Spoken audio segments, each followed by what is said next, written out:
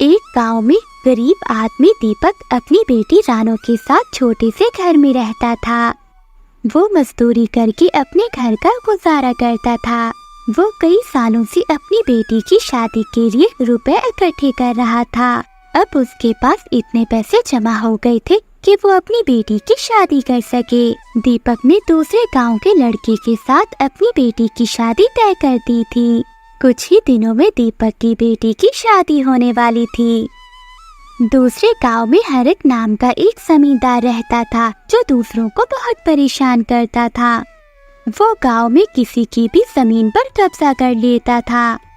एक दिन जमींदार अपने घर में बैठा सोच रहा था, दीपक के पास इतने पैसे कहाँ से आ गए कि वो अपनी बेटी की शादी धूमधाम से कर रहा है। इसने मेरे पैसे तो आज तक वापस लौटाए नहीं और ब्याज भी बढ़कर काफी हो गया है। यही सही वक्त है इससे अपने ब्याज समेत पैसे वापस लिए जाएं। शादी वाले दिन उसके घर जाकर बुखेड़ा खड़ा कर दूंगा। शादी वाले दिन जमींदार अपने 2 गुंडों के साथ दीपक के घर चल पड़ा। जब जमींदार दीपक के घर पहुंचा तो वहां पर खड़े लोग जमींदार को देखकर घबरा जाते हैं। जमींदार का यहाँ आना ठीक नहीं है। ये मतूत कोई ना कोई बखेड़ा खड़ा कर देगा। तुम सही कहते हो भाई, ये नामुराद बिना मतलब कहीं नहीं जाता। इसने बहुत सारे लोगों पर जुल्म किया है। बस आज ऊपर वाला दीपक की इज्जत रख ले। जब दीपक ने जमींदार के आने की खबर सुनी तो वो दौड़ा चला आया। दीपक को देखकर जमींदार दीपक से बोला, क्यों दीपक, अपनी बेटी की शादी बड़ी धूमधाम से कर रहा है और हमें तूने बुलाया भी नहीं और मैं बिना बुलाए ही चला आया। क्यों, मैंने सही किया ना? ये तो आपने बिल्कुल सही किया। तुम्हारे लिए तो बहुत खुशी की बात है कि आप इस मौके पर हमारे घर आए।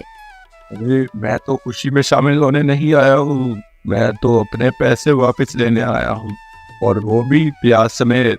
आज तो मैं अपने पैसे वापस लेकर ही जाऊंगा। मैंने अपनी बिटिया के लिए एक पैसा बड़ी कमाई से जोड़ा है और उसकी शादी है। मैं आपके सामने हाथ जोड़ता हूँ, मैं आपके पैर पकड़ता हूँ। ऐसी कोई बात मत बोलिए जिससे लड़के वाले नाराज हो जाएं और मेरी बेटी की शादी रुक जाए। ये मेरी इज्जत का सवाल है। जब तू मुझसे पैसे लेने आया था तब तुझे अपनी इज्जत का ख्याल नहीं आया। तू अपनी बेटी की शादी इतनी धूमधाम से कर रहा है, क्या जरूरत थी थोड़े पैसों में कर लेता। मैं अपनी बेटी को कभी कोई सुख नहीं दे पाया। बेचारी ने बचपन से ही मुसीबतों का सामना किया। मैं सोचा मैं अगर इसका व्यवहार किसी अच्छे घर में कर दूंगा तो इसे किसी मुसीबतों का सामना नहीं करना पड़ेगा। इसलिए मैंने अपनी बेटी के लिए सरकारी नौकरी वाला लड़का देखा है। अच्छी खासी तनख्वाह मिलती है। अब वो अपने ससुराल में खुशी से रह सकेगी। अच्छा, तूने अपनी बेटी का विवाह इतने बड़े घर में किया है? अरे ये तो तूने बहुत अच्छा किया, लेकिन अगर तू सारे पैसे शादी पे खर्च कर देगा तो मेरे पैसे कौन देगा? तो मैं दिन रात मेहनत कर कर आपके सारे पैसे वापस लौटा दूंगा। ऐसी कोई बात मत कीजिए जिससे मेरी बेटी की विवाह में रुकावट आ जाए। मैं कुछ नहीं जानता दीपक, तेरी बेटी की शादी हो या ना हो, मुझे मेरे पैसे आज ही चाहिए, अभी और इसी वक्त। तभी मैं यहाँ से जाऊंगा, वरना मैं तेरे समझी के सामने तेरी वो इज्जत करूंगा तू जिंदगी भर याद रखेगा। ऐसा मत कीजिए, मेरी बेटी की शादी टूट जाएगी। तुम्हारे पास 10 मिनट का टाइम है, तुम मेरे पैसे ब्याज समेत वापिस दो, वरना मैं तुम्हें तुम्हारे समझी के सामने रुसवा कर दूंगा। यूं ही 10 मिनट गुजर जाते हैं मगर दीपक जमींदार को पैसे नहीं दे पाता। इतने में ही दीपक का समधी और दामाद आ जाते हैं। जमींदार उन दोनों के सामने दीपक को बहुत बुरा भला कहता है और उसके समधी के सामने उसे रुस्वा करता है। जिस आदमी की लड़की के साथ तुम अपने लड़के का विवाह कर रहे हो, ये 1 नंबर का धोखेबाज और मक्कार आदमी है। पैसे उधार दिए थे और अभी तक वापस नहीं लौटाए।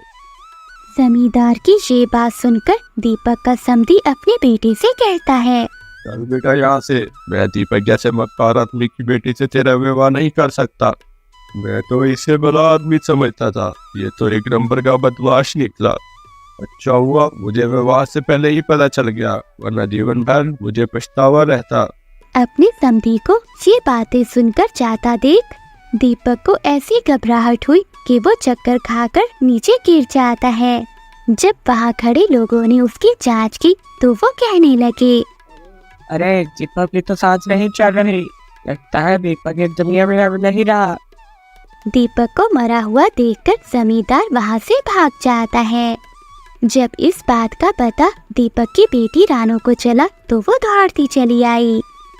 अपने पिता को जमीन पर गिरा देखकर उसकी आंखों में आंसू आ गए। पिताजी, आप मुझे छोड़कर क्यों चले गए? मैं तुम्हारे बगैर कैसे रहूंगी? मेरा अब इस दुनिया में रहने का कोई फायदा नहीं। जब मेरे पिताजी यहाँ नहीं रहे तो मैं क्या करूंगी? उसी भीड़ में खड़ा हुआ साधु बोलता है, बेटा ऐसा नहीं बोला करते, तुम्हें हिम्मत से काम लेना होगा। जालिम जमींदार की वजह से आज तुम्हारे पिताजी इस दुनिया में नहीं रहे। उस नामुराद को ऊपर वाला उसकी सजा जरूर देगा। बाबा, जिस लड़की की बारात वापिस चली जाए, जिसके बाप की पगड़ी पृथ्वी के सामने उछाली जाए, वो लड़की जान न दे तो और क्या करे? अब मेरा इस दुनिया में कोई नहीं रहा। मेरी तो दुनिया ही लुट गई। मैं किसके सहारे जीऊं बाबा? इतना सब हो जाने के बाद अब मुझसे कौन विवाह करेगा? भीड़ में खड़ा बबलू नाम का शख्स ये सब कुछ देख रहा था। तभी वो रानो से कहता है, मैं करूँगा रामा तुमसे शादी, मैं तुम्हारा सहारा बनूंगा। बबलू की ये बात सुनकर वहाँ पर खड़े हुए सभी बहुत खुश हो गए। कुछ ही दिनों में दोनों की शादी हो जाती है। बबलू रानो को लेकर अपने घर की ओर चल पड़ता है। कुछ ही देर में बबलू अपने घर पहुँच जाता है। बबलू के साथ रानो को देखकर उसकी माँ उससे बोलती है, बबलू बेटा, कहाँ था तू? मैं कब से तेरा इंतजार कर रही थी। और ये लड़की कौन है? ये तुम्हारी बहू राना है। इस बेचारी के साथ बाल जुला हुआ, इस कतल वक्त पर मुझे इससे विवाह करना पड़ा। फिर बबलू सारी बात अपनी माँ को बताता है। ये सुनकर बबलू की माँ बबलू से कहती है, तूने अपनी जिंदगी में पहली बार अच्छा काम किया है। अब मैं तुम्हें कह सकती हूँ, शाबाश बेटा शाबाश। तूने एक बेसहारा लड़की को सहारा देकर बहुत ही अच्छा काम किया है बेटा। आज मैं तुझसे बहुत खुश हूँ। अगले दिन रानो बहुत परेशान थी। उसे परेशान देखकर बबलू उससे पूछता है, जालिम जिमीदार ने तुम्हारे बाप पर बहुत जुल्म किया और तुम्हें अनाज कर दिया। तुम परेशान मत हो, मैं उस जालिम जिमीदार को ऐसा सबक सिखाऊंगा कि वह जिंदगी भर याद रखेगा। मम्मी, आप उस चालबाज से भूल कर भी मत टकराना। परेशान मत हो रानो, मैं उस चालबाज की सारी चालबाजी निकाल दूंगा। बस देखती जाओ मैं क्या करता हूँ उसके साथ। फिर बबलू रात के अंधेरे में जमींदार के घर जाता है। वो दरवाजे पर दस्तक देता है। आवाज सुनकर जमींदार अपनी पत्नी से कहता है, अरे भाग्यवान, देख रहा जरा भाई, कौन इतनी रात को दरवाजा पीट रहा है। आप जाकर खुद क्यों नहीं देख लेते? हर टाइम मुझे ही कहते रहते हैं। जी तुमने समझ क्या रखा है? अरे नाराज क्यों होती हो? मैं जाकर देख लेता हूँ दरवाजे पर कौन है। फिर जमींदार बाहर आकर बबलू से कहता है, अरे क्या बात है, क्यों दरवाजा पीट रहे हो? मैं परदेसी आदमी हूँ, मुझे रात रहने के लिए कुछ जगह चाहिए। क्या आप मुझे कुछ जगह दे देंगे? मैं सुबह होते ही यहाँ से निकल जाऊंगा। जमींदार बहुत ही लालची और कंजूस था, इसलिए वो बबलू की बात पर सोचने लगा। आज रात इसे घर रख लेता हूँ और इससे रुकने का मोटा किराया वसूल करूंगा। ठीक है, मैं तुम्हें रखने के लिए तैयार हूँ, लेकिन तुम्हें इससे रहने के लिए किराया देना होगा। ठीक है, मैं किराया देने के लिए तैयार हूँ। मुझे कितना किराया देना होगा? एक रात रहने के 2 सोने के सिक्के। फिर बबलू 2 सोने के सिक्के निकालकर जमींदार को दे देता है। बबलू से 2 सोने के सिक्के लेकर जमींदार बहुत खुश होता है। फिर वो बबलू से कहता है, चलो घर के अंदर चलो, मैं तुम्हें तुम्हारा कमरा दिखाता हूँ। जमींदार बबलू को एक कमरे में छोड़कर अपनी पत्नी के पास चला जाता है। जमींदार की पत्नी अपने पति से कहती है, ये आदमी कौन है और तुम इसे घर में क्यों ले आए? ये तुम्हारा जानने वाला है क्या? भाग्यवान, मैं इसे नहीं जानता। ये तो कोई परदेसी है, रात भर के लिए हमारे घर रुकेगा और सुबह होते ही चला जाएगा। रात में रुकने के लिए मैंने इससे 2 सोने के सिक्के लिए हैं। अरे तुम हर वक्त उल्टा काम क्यों करते हो? कभी सीधा काम भी कर लिया करो। इस अनजान आदमी को घर पे लाने की क्या जरूरत थी? क्या पता ये कोई ठग हो। हमारे सो जाने पर क्या पता हमारा माल लेकर भाग जाए। कह तो तुम सही रही हो, लेकिन अब मैं कर भी क्या सकता हूँ। मैंने उससे रात भर रुकने के लिए हाँ कह दिया है और उससे 2 सोने के सिक्के लिए हैं, और अब मैं उसे मना भी नहीं कर सकता। तुम एक काम करो, आज उस परदेसी के पास ही जाकर सो जाओ और उस पर ध्यान रखना, और मैं दूसरे कमरे में उसकी निगरानी करूंगी। फिर कुछ देर बाद वो दोनों बबलू के कमरे में आ जाते हैं। जमींदार बबलू से कहता है, तुमने अपना नाम नहीं बताया मुझे। मेरा नाम रामू है। बहुत अच्छा नाम है, लेकिन रामू मुझे नींद थोड़ी देर से आती है। ये मैं सोच रहा था कि अगर तुम मुझे कोई कहानी सुना दोगे तो रात जल्दी कट जाएगी। ये कहानी तो बहुत आती है, लेकिन मैं थका हुआ हूँ और मुझे जल्दी सोना है, तो कभी तो तुम्हें जल्दी जाना भी तो है। अरे भाई, इतनी भी क्या जल्दी है सोने की? आराम से सो जाना, इसे अपना ही घर समझो। अब तुम्हें इतनी सारी कहानियां आती हैं तो एक सुना ही दो। ठीक है, अगर आप इतना कह ही रहे हैं तो मैं आपको एक अच्छी कहानी सुनाता हूँ। एक नगर में एक कबंडी राजा रहता था और वो बहुत जालिम था, और उसकी पत्नी भी बहुत जालिम थी। कहानी बीच में छोड़कर बबलू चुप हो गया और वो किसी गहरी सोच में डूब गया। बबलू को ऐसा देखकर जमींदार बोला, बेटा, तुम कहानी सुनाते सुनाते चुप क्यों हो गए? मुझे एक बात याद आ गई थी। आप बड़े लोगों से भला क्या छुपाना? दरअसल मैं राजा के यहाँ काम करता था और मैंने राजा की बहुत सेवा की थी, और जब मैं राजा के यहाँ नौकरी छोड़कर जा रहा था तो राजा ने खुश होकर मुझे सोने के सिक्कों से भरी 2 थैली दी थी। लेकिन तुम्हारे वो सोनों को सिक्के से भरी थैली है कहाँ? आप भले और ईमानदार आदमी है, इसलिए मैं आपको ये बात बता रहा हूँ। ये बात किसी को पता नहीं चलनी चाहिए। जब मैं उन सीढ़ियों को लेकर गाँव पहुँचा तो रात बहुत हो गई थी। अगर मैं किसी के घर रहूँगा तो वो मेरे सोने के सिक्के से भरी थैली चुरा लेंगे या फिर छीन भी सकते हैं। ये मैंने उन्हें एक पेड़ के नीचे गाड़ दिया है, और जब सुबह मैं घर जाऊँगा तो उन्हें निकाल कर लेकर जाऊँगा। बबलू की ये बात सुनकर जमींदार सोचने लगा, ये पागल लगता है, क्यों ना मैं इसकी दोनों सिक्कों की भरी थैलियां वहां से निकाल आऊं, और यही सही रहेगा। अब मैं इसे सोना देता हूँ और इसके सोते ही मैं अपना काम शुरू कर दूंगा। जमींदार ने ये सोचकर अपनी पत्नी से कहा, भाग्यवान, रात बहुत हो गई है, चलो हम जाकर सोएं और इसको भी आराम करने दो। तुम आराम करो बेटा, और हम भी चलकर सोते हैं, और अगर किसी चीज की जरूरत हो तो हमें बुला लेना।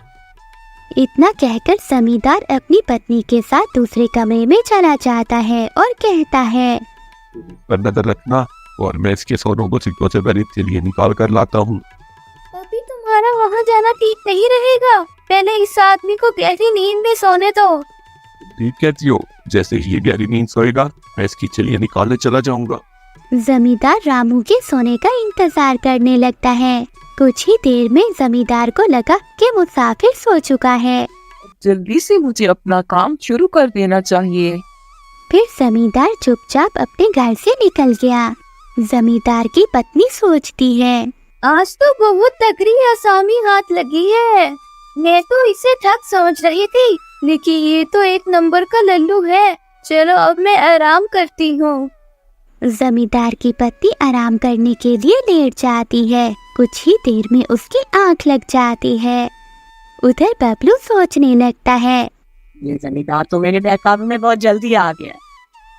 ये तो अच्छा हो गया, जमींदार के आने से पहले पहले मैं ये सारा सामान इकट्ठा कर लूं।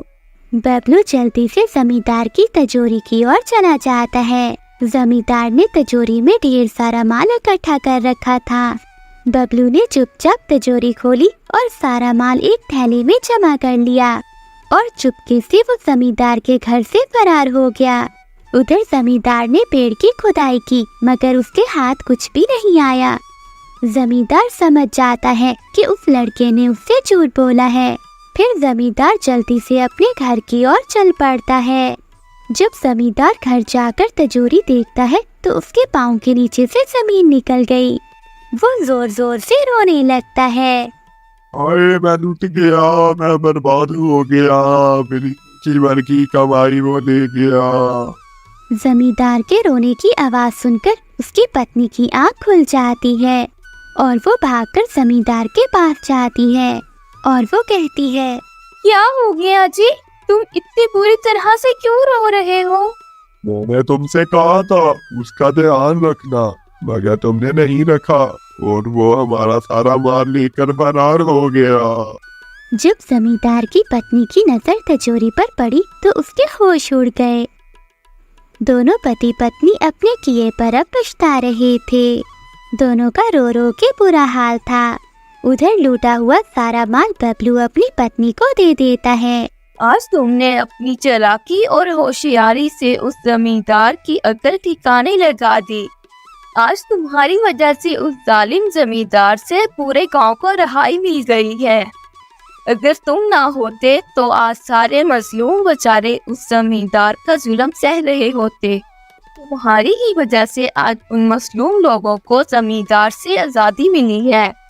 नानू, आज जो कुछ भी हुआ है ऊपर वाले की मर्जी से हुआ है। जमींदार के मर जाने के बाद लोगों को उनकी जमीन मिल गई जिस पर उसने कब्जा किया हुआ था। रानू और बबलू आज खुशी खुशी अपना जीवन बिताने लगते हैं। बहुत समय पहले की बात है। नूरपुर गांव बहुत खूबसूरत हुआ करता था। वहाँ एक लकड़हारा रहता था जिसका नाम राजू था। राजू बहुत मेहनती और ईमानदार था। वो हमेशा अपने काम से खुश रहता था। उसके पास ज्यादा पैसे तो नहीं थे मगर वो अपनी जिंदगी से बहुत खुश था। राजू के परिवार में उसकी पत्नी और 2 बच्चे थे।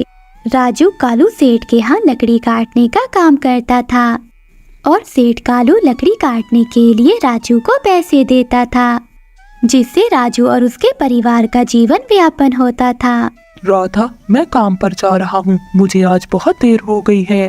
तुम आज बच्चों को स्कूल छोड़ आना। जी, स्कूल तो मैं छोड़ आऊंगी, लेकिन मोनू और चिंटी पिछले 2 दिन से कह रहे हैं उनकी टीचर स्कूल की फीस मंगा रही है। तो राधा, दे आओ बच्चों के स्कूल की फीस। अजी, आप जो पगार लाते हैं उससे मुश्किल से तो घर चलता है। इतनी सी तनख्वाह में मैं बच्चों की फीस का कैसे गुजारा करूं? अजी, मैं आपको एक बात साफ साफ कह देती हूँ, आप सेठ कालू से तनख्वाह बढ़ाने की बात करें। दिन ब दिन खर्च बढ़ता चला जा रहा है। बाजार सब्जी लेने निकलो तो सब्जी के दाम आसमान को छू रहे हैं। बच्चों की पढ़ाई का खर्चा और घर का खर्चा इतनी कम तनख्वाह में कैसे गुजारा होगा? तो ठीक है, मैं सेठ जी से आज ही पगार बढ़ाने की बात करता हूँ। इतना कहकर राजू काम पर चला जाता है। अरे भाई, आज तो पगार का दिन है। देखना, सेठ कालू कोई ना कोई लोचा जरूर करेगा। हमेशा कोई ना कोई बहाना बनाकर पगार कम कर लेता है। और अगली बार तो ये कहकर मेरी पगार काट ली कि जो तुमने 200 लिया था उसका ब्याज बढ़कर 1000 हो गया है, इसलिए मैं तुम्हारी पगार से 1000 रुपये काट रहा हूँ। हाँ रिया भाई, तुम ठीक कह रहे हो। सेठ कालू एक नंबर का चालाक और लालची इंसान है। एक तो काम पूरा लेता है और ऊपर से पैसे भी पूरे नहीं देता। हाँ भाई, मेरी भी अगली बार सेठ कालू ने पगार काट ली थी। मैंने बस 2 छुट्टी ली थी जब मेरी गुड़िया बहुत बीमार थी और सेठ कालू ने इस बात का फायदा उठाकर मेरी आधी पगार काट ली। ऐ ऊपर वाले, इस बार सेठ कालू मेरी पूरी पगार दे दे। मुझे बच्चों की फीस भी भरनी है। फिर सभी लकड़हारे अपने काम को लग जाते हैं। काम करने के बाद वो सेठ के पास जाते हैं। सेठ जी, महीना पूरा हो गया है, हमारी तनख्वाह हमें दे दीजिए। अरे भाइयों, देखो, मेरे पास तुम्हें तनख्वाह देने के लिए अभी पैसे नहीं हैं। अभी माल बिका नहीं, सारा माल गोदाम में पड़ा है। 1-2 दिन में तुम्हारी तनख्वाह तुम्हें मिल जाएगी। पर सेठ जी, हमारे पास कोई पैसा नहीं बचा। हमें अपने घर के लिए राशन भी लाना है और बच्चों की फीस भी देनी है। अरे मैंने कहा तो है, 1-2 दिन रुक जाओ, तुम्हें तुम्हारी तनख्वाह मिल जाएगी। अभी मेरे पास पैसे नहीं हैं। सभी लकड़हारे निराश मन से अपने अपने घर चले जाते हैं। अजी, क्या हुआ? इस बार कितना पगार मिला है? राधा, अभी कोई पगार नहीं मिला। सेठ जी ने कहा है 1-2 दिन में पैसे मिल जाएंगे। पगार नहीं मिला? आपको तो पता है ना, बच्चों के स्कूल की फीस भरनी है। इनके स्कूल की टीचर ने आज साफ साफ चेतावनी दी है कि अगर कल फीस नहीं लाई तो बच्चों को घर पर ही बिठा लेना। बताओ मैं क्या करूं? मैं क्या करूँ राधा, सेठ जी कभी भी टाइम पर पैसे नहीं देते। अब तो हम इंतजार के सिवा कुछ नहीं कर सकते। बस 1-2 दिन की बात है, हम देख लेंगे। ऐसे ही 2 दिन गुजर जाते हैं। 2 दिन के बाद कालू सेठ उन्हें पगार दे देता है। अरे हरिया, ये ले अपनी पगार। पर सेठ जी, ये तो 2000 हैं। मैंने इस महीने 3000 तक का काम किया है। हाँ हाँ, काम तो किया है, लेकिन तूने 1-1 घंटा आराम भी तो किया है।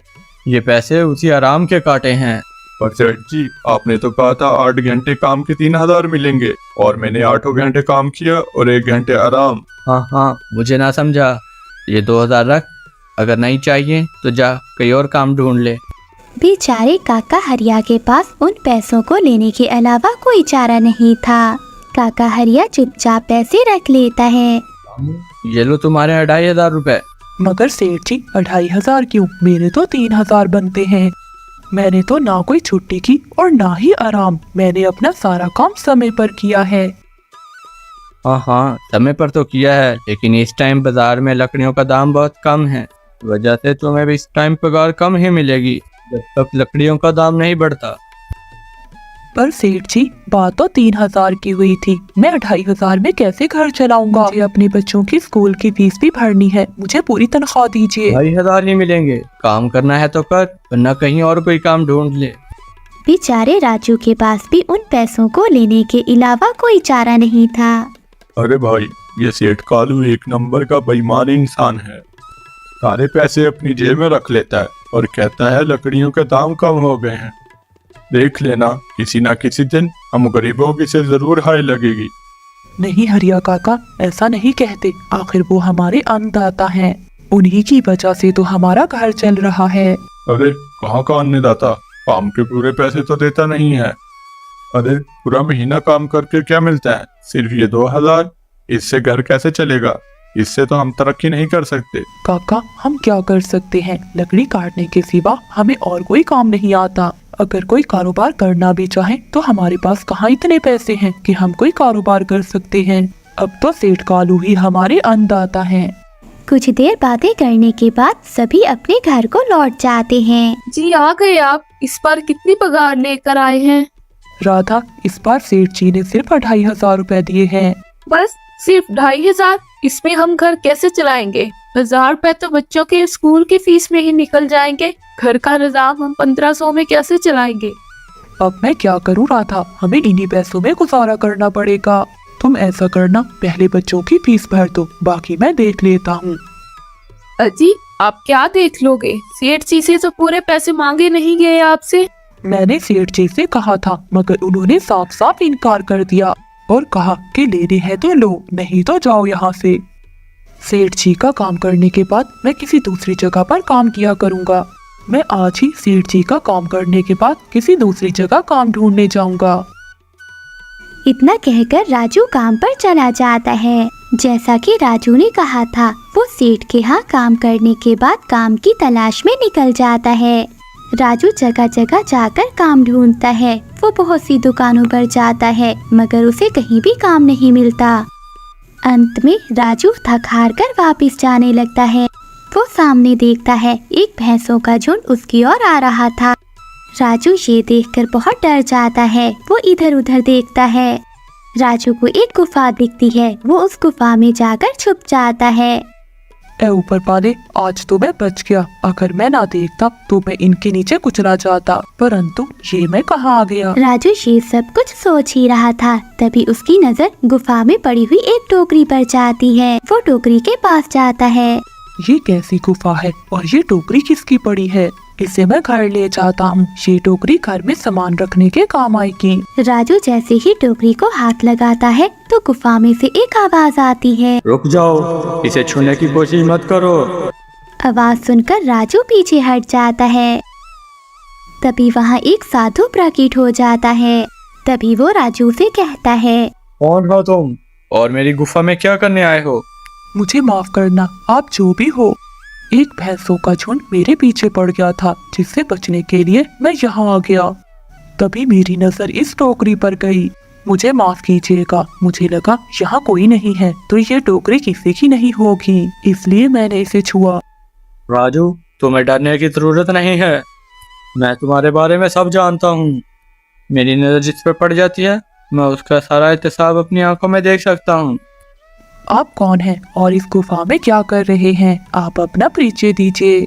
आखिर आप हैं कौन? मैं एक साधु हूँ और मैं कई सालों से यहाँ की रक्षा कर रहा हूँ। मैं कई सालों से इस गुफा की रखवाली कर रहा हूँ और ये गुफा मेरे पूर्वजों की है और इस गुफा में सिर्फ वही आ सकता है जिसका मन पवित्र हो।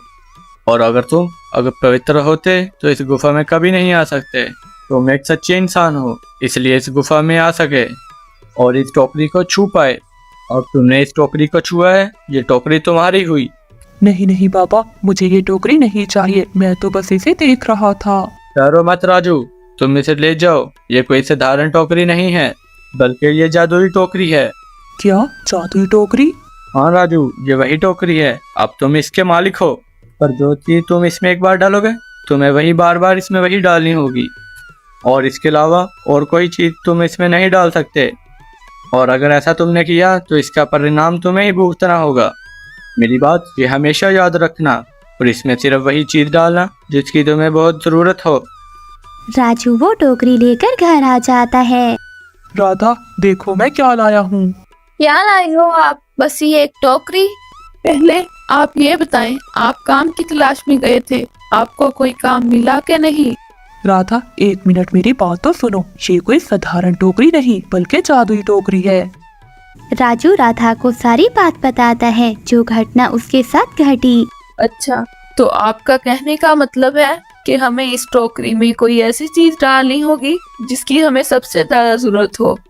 हाँ राधा, हमें कुछ सोचकर ही इसमें कुछ डालना होगा। राजू कुछ देर के लिए सोचता है, फिर उसका ध्यान उन लकड़ियों की तरफ जाता है जो उसने राधा को रखने के लिए दी थी। राधा, तुम्हें याद है कि मैंने तुम्हें एक चंदन की लकड़ी दी थी? वो ले आओ। हाँ, दी तो थी। हाँ, तो तुम वो ले आओ। हम वही लकड़ी टोकरी में डालेंगे और उस लकड़ी से हम अपना व्यापार शुरू करेंगे। वो जैसे ही चंदन की लकड़ी टोकरी में डालते हैं तो वहाँ ढेर सारी लकड़ियाँ आ जाती हैं। अरे वाह, ये तो चमत्कार ही हो गया। ये देखिए कितनी सारी चंदन की लकड़ियाँ जमा हो गई। अगर आप इसको बेचेंगे तो इससे कई सारे पैसे जमा हो जाएंगे। हाँ राधा, मैं कल सुबह इन लकड़ियों को बेच आऊंगा। इनको बेचकर जो भी पैसे मिलेंगे उनसे बच्चों की फीस दे आना और बाकी पैसे हम संभाल कर रख लेंगे। अगले दिन राजू सेठ के यहाँ काम करने नहीं जाता बल्कि वो उन लकड़ियों को लेकर शहर में जाता है। राजू ने उन लकड़ियों को बाजार के दाम से सस्ते दामों में बेचा, जिसकी वजह से आम लोगों के साथ साथ बड़े व्यापारियों ने भी लकड़ियों को खरीदा। राजू पैसे लेकर घर वापस आ जाता है। देखो राधा, मुझे कितने सारे पैसे मिले। राजू को लकड़ियाँ बेचकर बहुत सारे पैसे मिलते हैं। राधा, इन पैसों में से बच्चों की स्कूल की फीस भर देना। अच्छा, मैं काम पर जा रहा हूँ। अजी, अब तो आपके पास ये जादुई टोकरी है, तो अब आपको उस सेठ कालू के यहाँ काम करने की क्या जरूरत है? हाँ राधा, मैं सेठ कालू के यहाँ काम करने नहीं जा रहा बल्कि वहाँ के लकड़हारों को खुशखबरी देने जा रहा हूँ, क्योंकि मेरे साथ साथ वो सब भी कालू सेठ से बहुत परेशान थे। अगर मेरा भला हो रहा है तो मेरे साथ उनका भी भला होना चाहिए। वो सब ईमानदार लकड़हारे हैं, वो सब मेहनत से काम करते हैं, मगर सेठ कालू ने कभी उनको मेहनत के पैसे नहीं दिए। इसलिए मैंने सोचा है उन सबको अपने काम में शामिल कर लेता हूँ। हाँ जी, बात तो आपकी बिल्कुल सही है। अगर आप सब मिलकर काम करेंगे तो हम बहुत ही जल्द तरक्की